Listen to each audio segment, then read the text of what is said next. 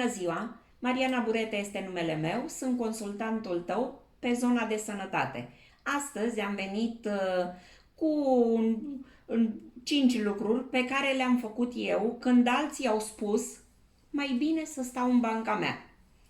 Cu siguranță și dumneavoastră vi s-a întâmplat acest lucru și din experiența mea vă voi da tot ce nu am făcut eu atunci când alții mi-au spus că nu pot. La întotdeauna am primit astfel de informații. Nu poți tu să faci asta. Tu nu ești în stare să faci așa. Tu nu ai studiile necesare.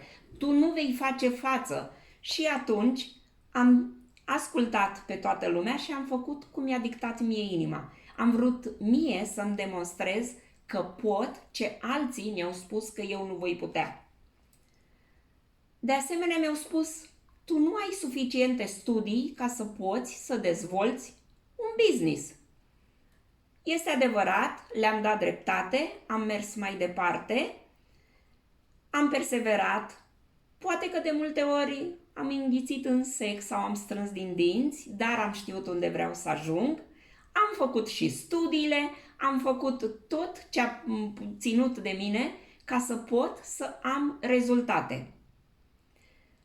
Alții mi-au spus întotdeauna că nimic nu merge în ziua de azi, să nu mă îmbăt cu tot felul de iluzii.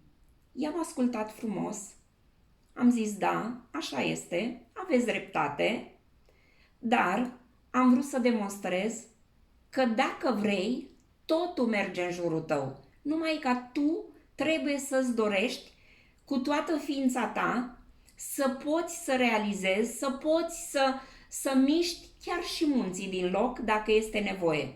Am demonstrat că totul merge dacă îți dorești. De aceea am venit azi aici să te învăț și pe tine, să ai încredere în tine și să nu crezi în ce îți spun alții că nu poți să faci, să crezi doar în tine și să faci ceea ce consideri tu.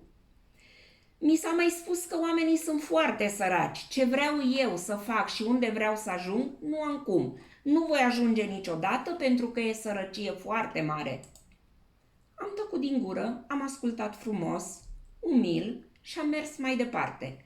Și am găsit acei oameni săraci care aveau aceeași vise ca și mine. I-am găsit unii mai repede, alții mai încet, dar am căutat în continuu și i-am găsit. Cu siguranță și tu te confrunți cu astfel de probleme. Așa cum mi-au spus apropiații că nu sunt eu făcută pentru asta. Era normal, la momentul acela nu eram făcută pentru asta. Eram un simplu muncitor într-o fabrică. N-aveam cum să visez așa departe.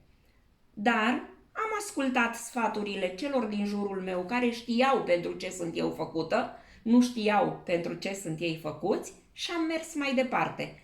Am perseverat cu credință, cu iubire, cu seriozitate și am ajuns acolo unde eu mi-am dorit, unde am demonstrat că chiar sunt făcută pentru asta și cred că sunt făcută pentru mult mai multe lucruri, nu numai pentru asta. Felicitări dacă ai ajuns până la finalul acestui video. Cu siguranță și pe tine te vor ajuta aceste sfaturi. Dă un like, dă un share la comunitatea ta. Este foarte important să transmitem aceste informații la cât mai multe persoane.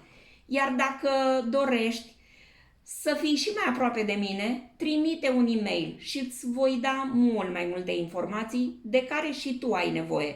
Îți voi da atât de multă încredere cum eu n-am avut și vei ajunge probabil mult mai departe față de cum am ajuns eu.